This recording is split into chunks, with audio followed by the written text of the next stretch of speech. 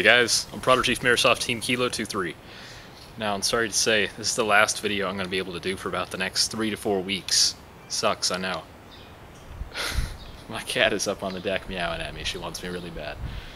But I've got college finals coming up, and I've got a lot of work to do, so it takes me a lot of time to edit, put these together, so I'm going to have to wait until I do any more videos. So this is going to be the last one for a while. Hopefully you guys will deal with life without me. I know it's hard, but so today I'm gonna show you guys the KWA. Well, this is hardly an M4 anymore, is it? This is more an M16 now.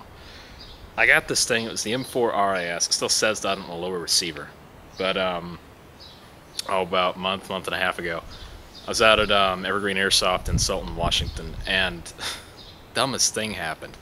A trip, I just fall flat on my face, just straight over. It was I looked like such an idiot doing that, but it sucked. 90% of my weight went straight into my gun's barrel. It plowed into the ground. No joke, from about here on the original KWA barrel, it just broke off. And I'd seen that happen before, and it's terrible. It's expensive and it sucks. Nonetheless, it bent the inner barrel, which is brass. Brass is a little softer than most other things. That sucks. I had to replace the inner barrel, the outer barrel, and, believe it or not, the upper receiver, which is probably the hardest thing in the world to find for a KWA M16 or M4.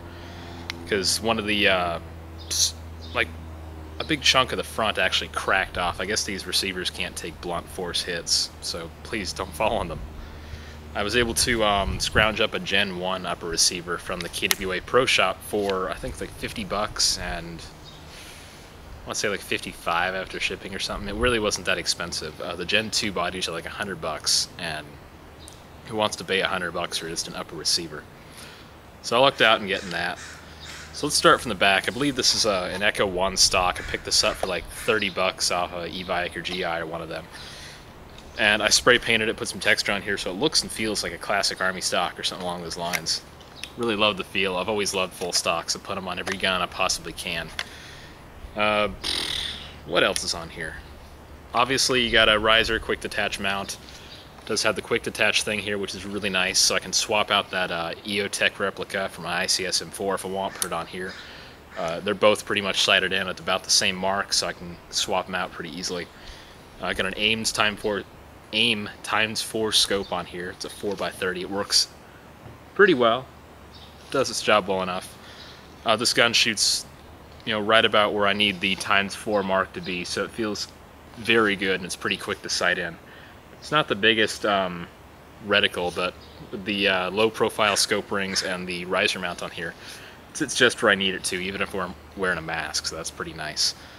In front of that, I've got a Mad Bull, what's it, Dragon something or other rail system. I think these go for like 60 or 70 bucks. This is the 12.5 inch version. It's kind of up in the air whether I should get the 16 inch or the 12 inch. I ended up getting the 12 inch so I could use the front sight. This is the original KWA front sight that I had on my M4 when I got it. And this is actually a classic Army 20 inch M16 barrel. It's kind of a pain to get this on here. I had to actually take a metal file and whittle it out, so it took some work. And it kind of looks a little worn now, which I kind of like, so it's a pretty nice touch on there. The flash hider, I don't even know what brand it is. Got it at Surplus a long time ago. Gary's a pretty cool guy. He was like, oh, here, just slip it in your pocket and get going. I guess he had like one left or something and he just wanted to get rid of it, so lucked out, got a free flash hider. Now, the internals are where this thing shines. Now, what I'm about to say may sound amazing to you guys that are just like, oh my god, oh. But this gun is shooting 460 to 470 on a Mad Bull 120 spring. It gets a nearly perfect air seal. Actually, it has to get a pretty perfect air seal for that to work. And it's just a phenomenal gun. It's very quiet. It has an amazing range because of all the parts I put in here and just the tuning it has. It's got a very quick rate of fire. I use an 11.1 volt, it's a larger brick battery. It's like 2200 mAh, 20C battery or something. And it does the job. Now internally, oh yeah, I guess I got rail covers on here. These were kind of a pain to install. I had to take like a tack hammer and a flathead screwdriver because the spacing on these rail covers wasn't too swift. What do you expect from e-bike for 18 bucks, right? But anyway, internally, a lot of the parts are still stock. Most everything is KWA stock, except for I've got a Modify aluminum piston head in here. It's got bearings, of course. The Mad Bull 120 spring. The piston's the same, spring guide's the same, gears are the same, bushings are the same. Gearbox shell, obviously, is the same. Who'd want to get rid of that? Cylinder head's the same. I put a full brass cylinder in here, and there's no loss of air at all in there. And the KWA nozzle, it's hard to lose air in that thing at all. It gets a great air seal with the KWA cylinder head, which is pretty great, not having an O-ring in there. Let's see what else. Got a Systema Magnum motor in here with that LiPo battery. Gets a fantastic rate of fire, about 23-24 rounds a second. It's not the most amazing thing in the world, I know, but it's great. I'm able to empty mags pretty fast and get the range accuracy I need, stuff like that. That's great. I got a Mad Bull 509 mil 6.03 barrel. It's the Black Python one. I have to admit, it's not the most amazing barrel, but for about 30 bucks, it does its job pretty well, I think, and it gets good enough groupings at the range I'm shooting. Now, the one thing I'm really proud of in this gun is the reed spucking. Little $8 or $10 little piece of rubber, and it seriously improves your range significantly. Now, shooting 460 or 470, this thing is able to reach out and touch someone at 250 feet easy with .25 gram rounds. Now, the reed spuckings, you're supposed to use like 3s at least, but 2.5s work pretty well for me in this gun.